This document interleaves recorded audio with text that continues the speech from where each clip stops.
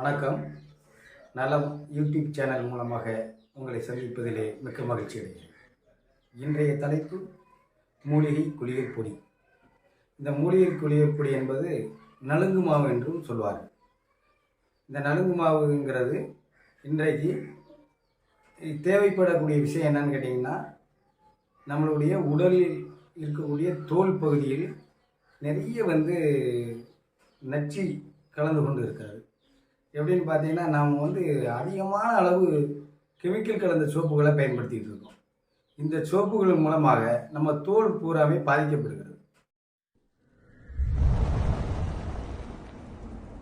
போவாங்க அந்த காலத்துலலாம் இந்த மாதிரியான தோல் நோய்கள் வந்தது கிடையாது. ஆனால் இப்போ அதிகமான அளவுக்கு தோல் நோய்கள் வருவதற்கு காரணமே இந்த ரசாயன கலவை சோப்பு தான். இப்போ இதை என்னன்னு கேட்டிங்கன்னா, இப்போ சமீப காலமாகவே இதை நிறைய மக்கள் தவிர்க்க ஆரம்பிச்சிருக்கிறாங்க. அது நமக்கு ஒரு சரியான விஷயமாக தெரிகிறது. இந்த மூலிகை குளியக்கூடிய ஒவ்வொரு வீடுகளிலும் நீங்களே தயாரித்து கொள்ளலாம். இது தேவையான பொருள்கள் என்னன்னு கேட்டிங்கன்னா, பூலாங்கிழங்குன்னு ஒரு கிழங்கு, கார்போ அரிசி அப்படின்னு சொல்லக்கூடிய சம்மங்கி விதை, சந்தன சிராய், சந்தன மரத்தினுடைய குச்சிகள், கஸ்தூரி மஞ்சள், நீங்கள் சிறுபயறு, வெட்டி வேறு, விளாமிச்சி வேரை, ரோஸ் இதழ், ரோஜா பூ இருக்கு பார்த்தீங்களா, அந்த இதழ்களை நீங்கள் வாங்கி கொள்ளுங்கள். செம்பருத்தி பூவை காய வைத்துக் கொள்ளுங்கள். ரோஜா மொட்டுகளை காய வைத்துக் கொள்ளுங்கள். ஆரஞ்சு பழத்தோல், எலுமிச்சை பழத்தோலையும் இதோடு நீங்கள் கலந்துக்கிட்டீங்கன்னா உங்களுடைய தோலுக்கு மென்மேலும் பளபளப்பு தன்மையை தரக்கூடிய மூலிகைகள் சேர்த்து நீங்கள் ஒன்றா சமளவு எடுங்க. 100 கிராம்னா எல்லாமே 100 கிராம் எடுத்து நீங்கள் அதை நல்லா உணர்த்தி, நிழலில் உணர்த்துங்க. முதல்ல உணர்த்தி திருத்தி வைத்து கொண்டு நீங்கள் பயன்படுத்தும் போது உங்களுக்கு ஏற்படக்கூடிய அந்த மனம் இருக்கிறதே, அது மிக அருமையான மனமாக இருக்கும். எந்த விதமான சோப்பிலும் இந்த மாதிரியெல்லாம் உங்களுக்கு மனம் கிடைக்காது. இது என்னன்னு கேட்டிங்கன்னா, ஒவ்வொருவருக்கும் இருக்கக்கூடிய அந்த வேர்வை வாடையை போக்கக்கூடிய தன்மை இந்த குளியல் பொடியில் இருக்குது. அது மட்டுமல்ல, உங்களுக்கு பார்த்தீங்கன்னா தோல் சம்மந்தப்பட்ட நோயை போக்கக்கூடியது தான் கார்போ அரிசி. நீங்கள் எல்லாம் பார்த்துருப்பீங்க, ஒரு காலத்தில் வெள்ளை நோய்கள் இருக்கும், வெண்குஷ்டம் சொல்லுவாங்க. இந்த வெண்குஷ்டத்தை போக்கக்கூடிய ஒரு அருமையான மருந்து என்னன்னா இந்த கார்போ அரிசி தான், சம்மங்கி விதை. இதை நம்ம அதில் பயன்படுத்துகிறோம். உடல் குளிர்ச்சியை தேவை.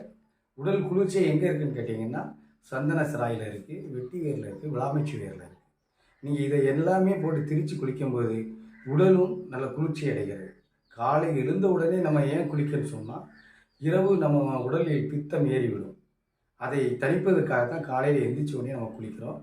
அதனால் இந்த குளியலை பொடியை நீங்கள் பயன்படுத்தும் போது மீண்டும் நமது உடம்பு குளிர்ச்சி அடைவதால் பித்தத்தை நாம் தவிர்க்கிறோம். இதெல்லாம் பார்த்தீங்கன்னா நிறைய பேர் இதை வாங்கி நம்ம கடையில் பொருளாகவே வாங்கி அவங்களாவே திரித்து பயன்படுத்துகிறாங்க. அது முடியவில்லை என்று சொன்னால் இந்த பொடியை நாங்களே தயார் செய்திருக்கிறோம்.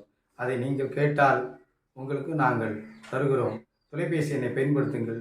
உங்களுக்கு கொரியர் மூலமாக நாங்கள் அனுப்பி வைக்கிறோம். ஆர்கானிக் சோப்பு, மூலிகை சோப்புன்னு சொல்லிட்டு இப்போ நிறைய பேர் அதை மார்க்கெட் பண்ணி வித்துட்டு இருக்காங்க. அதுக்கும் இந்த மூலிகை குளியல் பொடியெல்லாம் பயன்படுத்துறதுக்கும் என்ன வித்தியாசம் இருக்குது? இப்போ மூலிகை சோப்புன்னு போட்டு விட ஆரம்பிச்சிருக்கிறாங்க. மூலிகை சோப்புங்கிறது உங்களுக்கு ஒன்றும் பிரமாதமான ஒரு வேறுபாடுங்கிறதுலாம் இல்லை.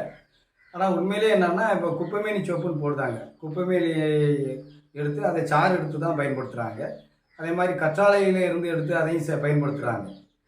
என்னென்னா, நீங்கள் மூலிகை சோப்பை பயன்படுத்தும் போது அதில் சிறிதளவு, அதாவது ஒரு பாயிண்ட் அளவு அதில் ரசாயனம் கலக்கப்படும். அப்படி இருந்தால் தான் சோப்பாக மாறுங்கிறது அதிலே போட்டுப்பாங்க. 100% போட்டிருக்கிறதுல அது 1% ரசாயன கலவை இருக்கத்தான் செய்யும். குளியல் பொடிக்கும் மூலிகை சோப்புக்கும் என்ன வித்தியாசம்னா, நீங்கள் மூலிகை சோப்பை வீட்டில் தயார் பண்ண முடியாது. ஆனால் குளியல் பொடியை நீங்கள் வீட்டில் தயார் பண்ணிக்கலாம். அந்த மூலிகை சோப்பில் 2 மூலிகை, 1 அல்லது 2 மூலிகை தான் அதில் பயன்படுத்தியிருப்பாங்க. அதை தான் நம்ம இன்றைக்கி சந்தைப்படுத்திகிட்டு இருக்கிறாங்க. ஆனால் நம்மளுடைய குளியல் பொடி அப்படி கிடையாது. இதில் 10க்கும் மேற்பட்ட மூலிகை கலந்துருக்கு. இதை நம்ம பயன்படுத்துவது உடலுக்கு நல்லது. இப்போ உங்களுக்கு சோப்பில் வரக்கூடிய நுரை தேவைப்படுமானால் நீங்கள் இந்த மூலிகை பொடியிலையும் நுரையை நம்ம பயன்படுத்தி கொள்ளலாம். அதற்கு தோலுக்கு பயன்படுத்தக்கூடிய பூந்தி கொட்டைன்னு சொல்லுவோம். பூந்தி கொட்டையை வாங்கி அந்த இதை உடைச்சி கொட்டையை தூர போட்டு அந்த தோடையும் நீங்கள் என்ன செய்யலாம், இந்த குளியல் பொடியோடு சேர்த்துக்கலாம். அலர்ஜி இல்லாத, எதிர்வினை இல்லாத ஒரு அற்புதமான குளியல் பொடி. அதை நாம் வீடுகளில் தயாரிக்கலாம்.